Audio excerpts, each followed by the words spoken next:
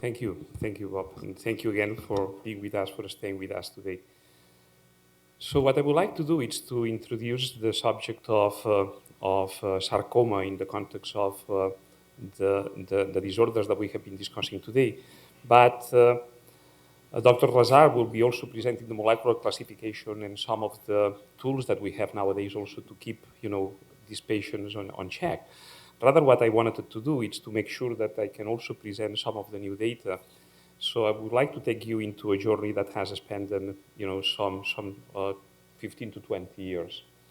So what I would like is to start with the concept of where a tumor initiation can be in the stem cell compartment, and to use hematological malignancies to then, transit into something that will be more close to home in the context of mesenchymal stem cells, to go into some of the earlier studies that we and some other colleagues did on cellular differentiation and tumor classification using more modern tools, to try to tell you why we think that there is quite a bit of confusion in resistance versus lack of response, and what may be the implications for a subset of cells that have a very specific phenotype, and which can be the translational implications of these cells looking from now into the future. So we learn a lot from the earlier studies on development, differentiation, tissue homeostasis. It's regulated by a very complex group of programs.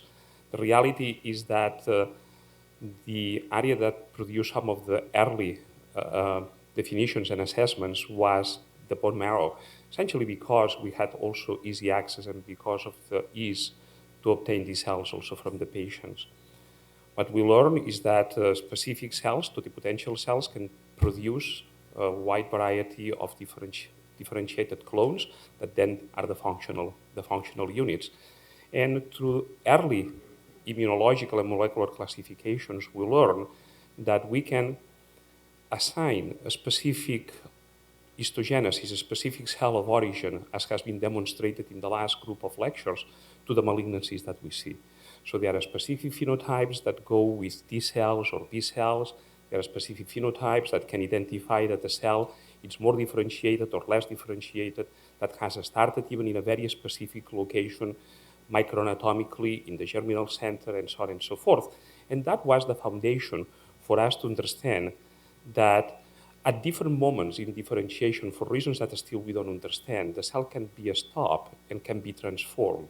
And upon this transformation, it will produce a malignant phenotype, which includes the fact that they can invade and metastasize. Through these studies, we also learn that the concentration of hematopoietic stem cells is very consistent in individuals. And actually, that this very same number is seen in leukemias. And once the tumor starts progressing or becoming more aggressive, we see, or upon treatment, that this compartment starts growing. So since that was a very crowded space, and since we thought that we had other opportunities and we wanted to expand some of these studies into other areas, we decided to do a parallel between what has been happening in the hematopoietic lineage in the context of connective tissue. And why in connective tissue? Because it has been now for over 2 decades in a space in which the mesenchymal compartment has been identified, and we have been able to isolate these cells, both in the human as well as in experimental model systems, essentially in the murine model systems. What has not happened until some of us arrive into this field with our questions, but also with our passion, was a further understanding of how these things develop. And we have produced, through the years, a molecular subclassification of sarcomas that has been able to produce very robust data. Entities that were not clear, that were real entities, or that was essentially an area that we didn't know the pathology, such as the MFHs, it became molecularly an entity. And other entities that were essentially defined by the name were triggered by some of our thoughts. What is a clear cell sarcoma?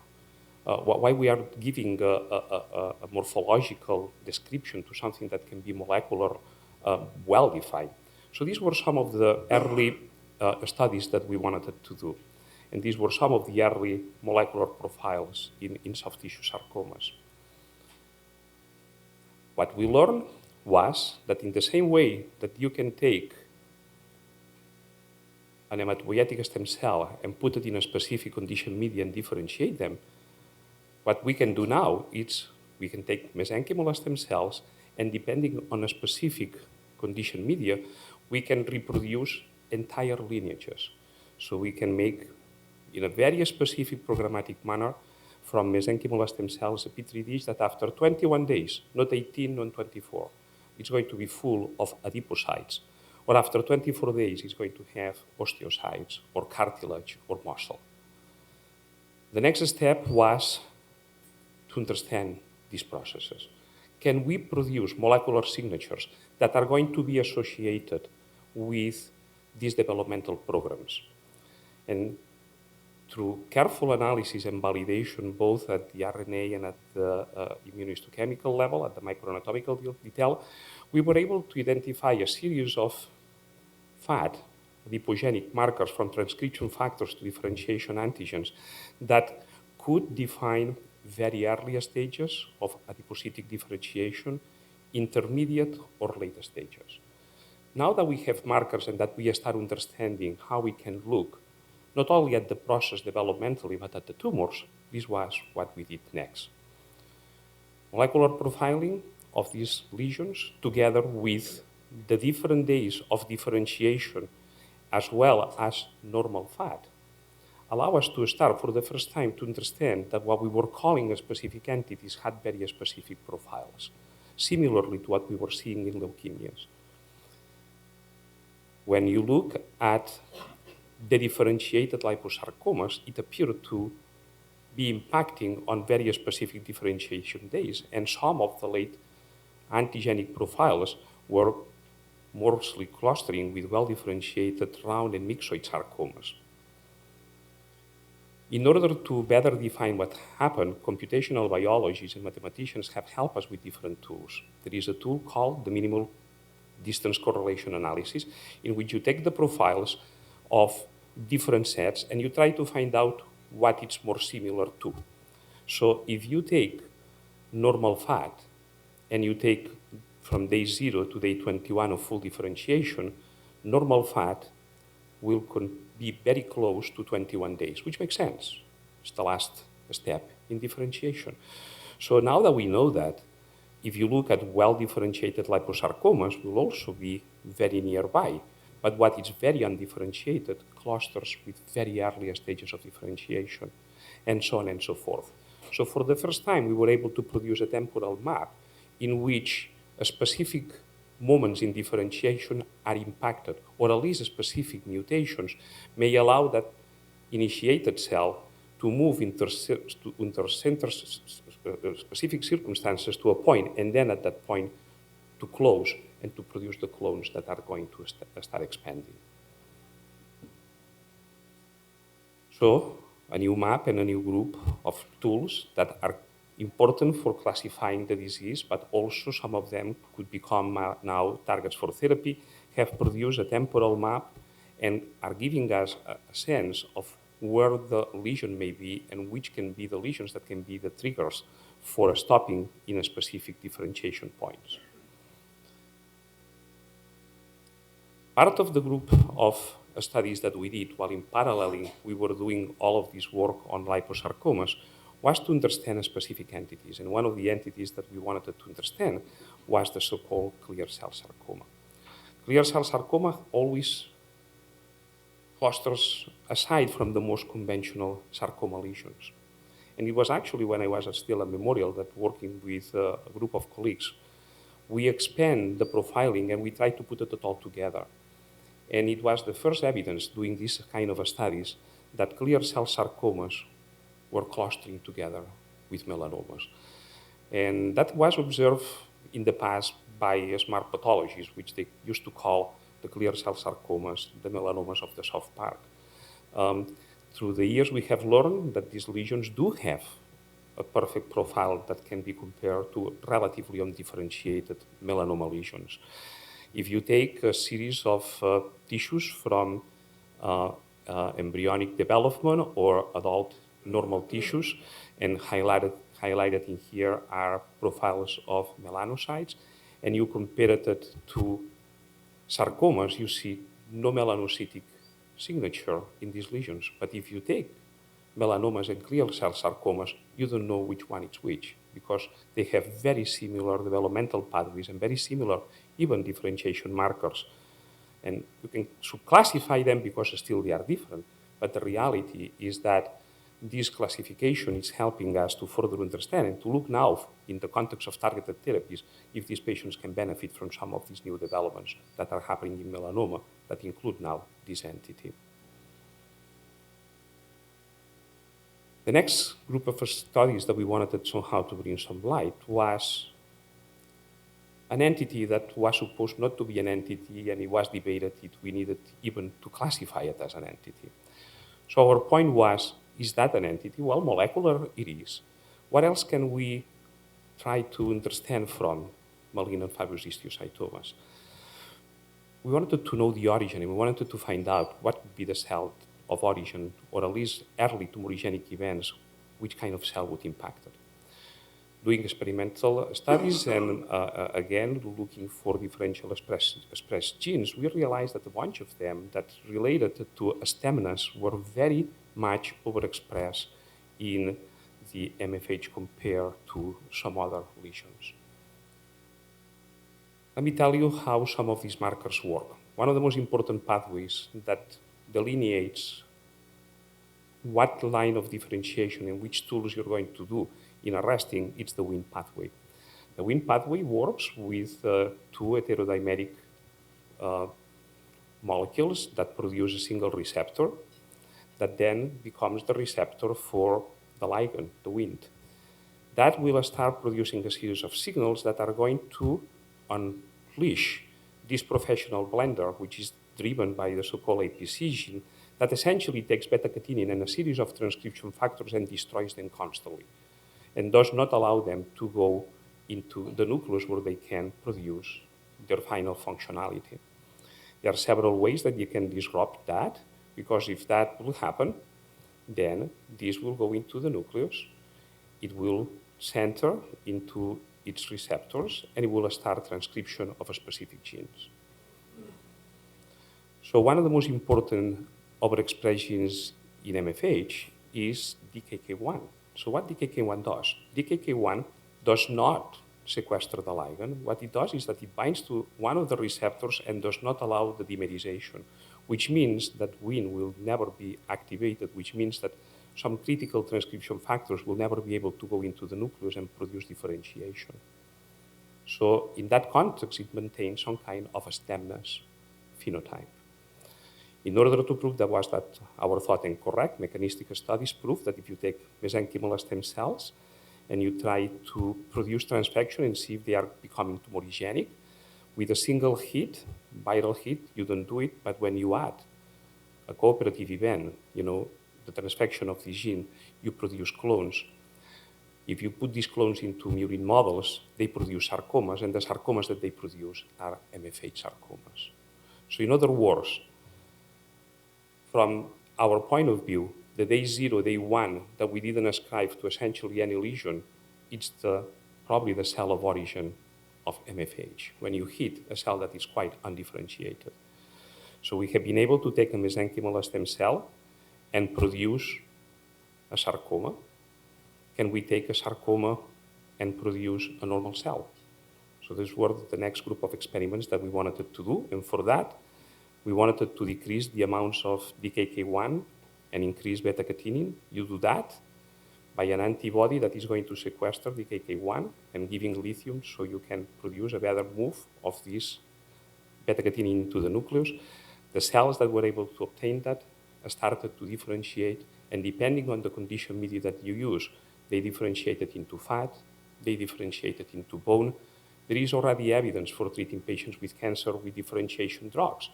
Retinoic acid cures patients with specific leukemias, something that we have not tried yet in sarcomas, but I'm going to show you in a moment. That may be an interesting new strategy for some of these patients.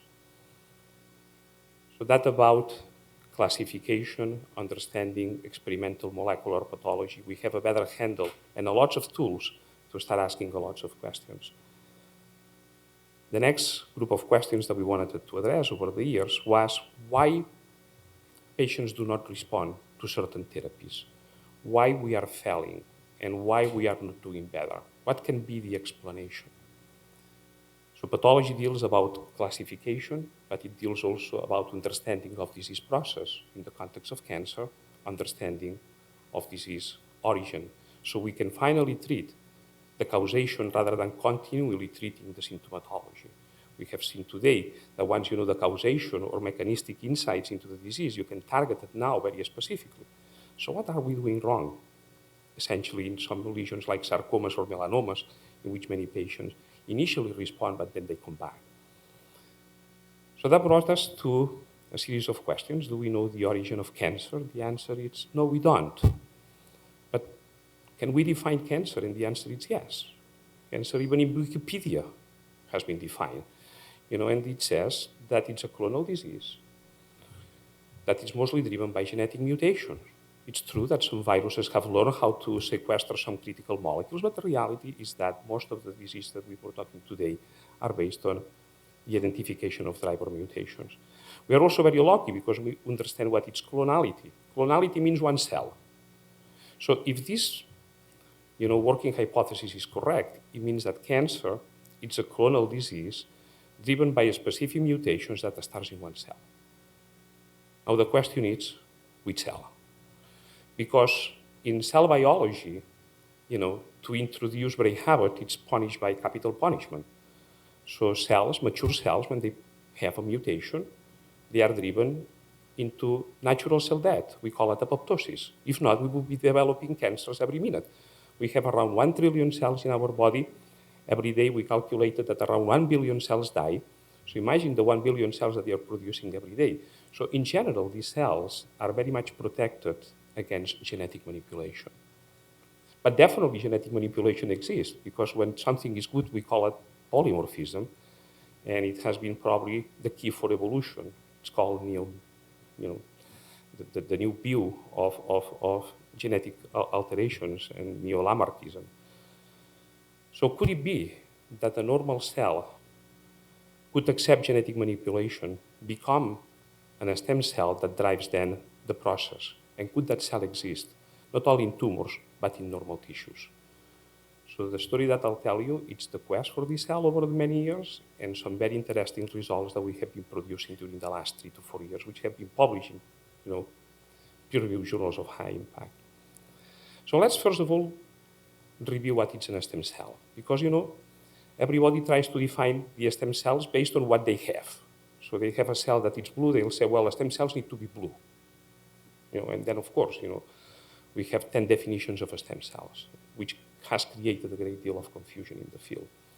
So if we consider the embryonic stem cell the ultimate stem cell for which we can produce a definition, these are the criteria that everybody accepts. And a stem cell should be an undifferentiated cell. So I still don't understand when some of my colleagues talk about epithelial stem cells that are cytokeratin positive. Doesn't fit the criteria. It needs to produce an asymmetrical division. It needs to be capable of cell renewal. This is mitotic spindle. The cell that gives rise to the daughter cells while producing the daughter cells disappears. So you start with one cell, you end up with an exponential number. An asymmetrical division is when a cell is capable of producing a differentiated cell that then comes here, but this cell stays in its own compartment. Doesn't change. And every once in a while, instead of doing that, it's capable of producing a cell renewal without also disappearing. That's the concept of asymmetrical and cell renewal. We have identified a cell that is present in all of the tissues, it's present in all of the tumors that we have looked, that has these characteristics. Lacks markers of differentiation, produces asymmetrical division, has a stemness capability, and essentially it's invisible to the immune system because as our embryonic stem cell, it's HLA negative. Why our embryonic stem cell is HLA negative? First of all, All of the cells in all of the bodies in this room belong to our mothers. Life is feminine in nature. Okay? So what we receive from the father is a push of DNA, and as soon as the embryonic stem cell is going to start expressing paternal antigens, it's going to niche in the endometrium of the mother. If the cell is HLA compatible, it will be rejected. None of us will be here. So the embryonic stem cell has learned how to downregulate the HLA and become invisible to the immune system. Where is this cell going? The cell that brought you all here, where is it going? Where is it? Well, nobody has traced it. We did. And it's here, it's with you. And it's an ultimate stem cell. Let me show you. Work that brought to our attention these concepts was published in the 80s. We were the first group that identified a cell that is very similar to the embryonic stem cell in many cancers, including aggressive lesions. And we have been able now to identify in the mesenchymal stem cell compartment, in sarcomas, in all of the tissues that we have looked, an important number of cells that are HLA negative. And these cells are also present in sarcomas, they are present in melanomas, they are present in gliomas, they are present in all of the tumors that we have studied. Let me show you now the functional studies that we have done, so you can start relating to what may be happening in tumor initiation.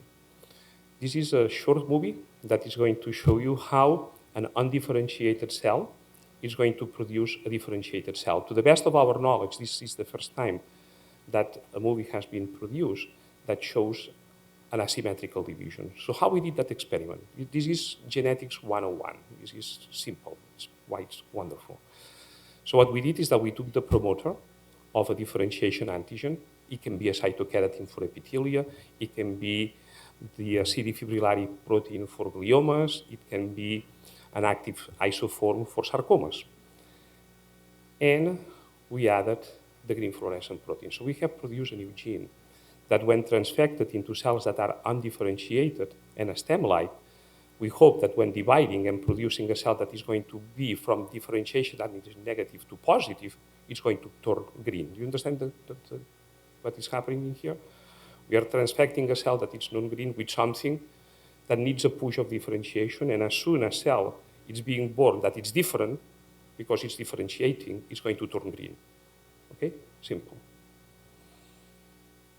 So in this movie, you're going to see that this cell that already has been born is going to produce another green cell. That's mitotic spindle. But you're going to see this cell that is relatively large, that is going to take a little bit longer than a mitotic spindle. It's going to produce a cell that towards the end of 24 hours, it's going to be green.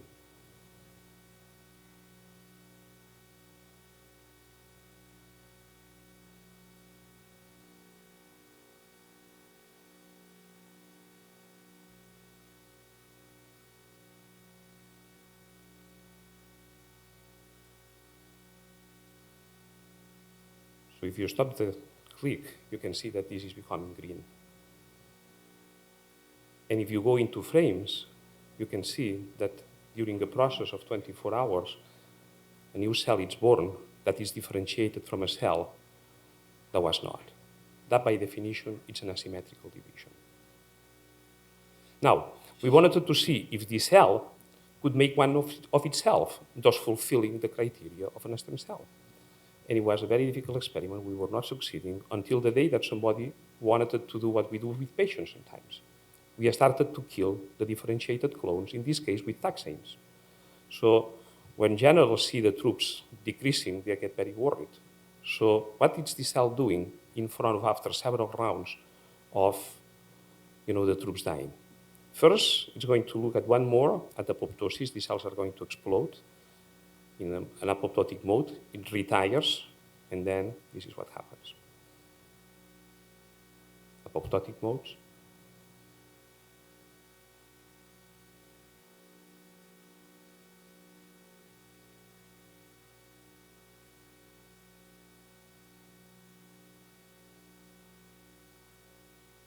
That's cell renewal. That's cell renewal. So if you look at this carefully, the differentiated cells have died. This cell not only has not died, but it has produced one more identical of itself. How that can happen? This cell is dividing in the presence of taxanes, which inhibit tubular polarization. Mitotic spindle cannot happen. That means that this cell renewal, it's doing it with a division machine that has still to be discovered. And if you put anything in here, the cell will divide. There is a difference between resistance and non-response. Resistance, it's an acquired phenomenon after sensitivation. You are sensitive, you become resistant. This cell, it's not that it's resistant, doesn't care. It's a non-responder. Doesn't respond to what we are using. This is the beginning of what we call drug resistance in our patients. It's the beginning of the growth of a new clone that doesn't respond to what we have. There are several models to explain drug resistance. Somebody invented something called transition. I don't know even how to explain it. All of the cells are blue and all of a cell, there is no evidence for that. There is a Darwinian definition of selection, which could be, but the reality is what would be driving that. So our model stems from the fact that you may kill differentiated cells, but a group of undifferentiated, non-responding cells keep growing, keep producing more aggressive lesions, and keep producing clones that become resistant. But this cell is not resistant, it doesn't respond, at least to what we are exposing it to. More mechanistic studies. If you take these cells alone and you transplant it into an immune-suppressed animal, or if you take the differentiated clones, the green clones, what would happen? If you take only these cells, tumors grow. But if you take the differentiated clones without these cells, tumors don't grow. Which means that the only way that you can have a tumor or produce a metastasis is if you have some of these cells. Differentiated cells, even in a tumor, are mortal. These cells are immortal in a mortal body. So how we can use this? We can use this to further understand what's happening.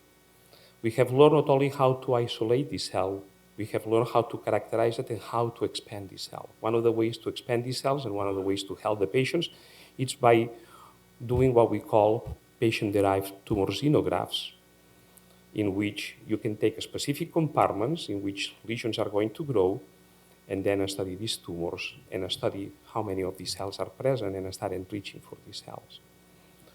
The other studies that you can do is to try to target not only what we have been looking until now, which is the differentiated and the dividing compartment, the proliferative compartment. If you target only these and you leave that behind, tumors may come back. You need to target both. That's our working hypothesis, that you may want to target both. Targeting just that and not targeting this may be a reason for failure. And also important for some of the clinical trials that are ongoing, it's the fact that these cells are HLA negative, so immunology 101. As we have heard today, in order to produce an activated T cell, the cell needs to be presented by a specific antigens, either by an antigen-presenting cell or the cancer cell itself, which can be a trigger for the innate immunity. But, this happens when you shake hands. You need to embrace each other and translate this information. This is done only in the presence of the major histocompatibility loci. And this is how it works. And these are the cartoons from different colleagues. And we trust that. However, what will happen if this cell has no arms to shake? What happens to cells that are HLA negative? The typical response that we are seeing at least in vitro, it's mainly dominated because of this antigen, but I just proved you that there are some cells that are HLA negative. Natural killer cells will kill these cells, probably. And these cells have a series of transcription factors and developmental programs that can be targeted. But what I'm trying to say is that maybe the failure in some of the treatments that we are seeing is because we are not treating the cause yet. And we are lucky when we cure people because we don't know better, and sometimes serendipity is wonderful. Or maybe some lesions are not what we are expecting, as we were discussing today. But the reality is that we are essentially failing in many advanced diseases, and it's because there are some troops there that they are different of what we have been looking until today. That's part of pathology. To understand disease causation, so we can better classify and we can better treat the patients. And my last slide, more that it's in a way of publication right now, We have been able to take mesenchymal stem cells, we have been able to transfect them, we have been able to turn them into tumors, we have taken sarcoma cell lines, we have been treating them with a combination of retinoic acid plus some chemotherapies, and we are seeing both the conversion of an undifferentiated phenotype into a differentiated phenotype, and we have seen the reduction and the impact of these technologies that together then with antimitotic spindle, for example, drugs, can produce more permanent, maybe more specific cures, because we are targeting not just one compartment, but definitely we are targeting several other compartments. So I think that we are going to see lots of developments during the next years, not only in expression profiling, not only in trying to understand that differentiated compartment that makes 80% of the troops, but it's not going to kill you. What's going to kill you, it's in a small subset of cells that we have not been able to see maybe until now, and that if we don't target them, are going to be the ones that are going to keep coming back and keep giving us trouble. So thank you for your attention. Thanks.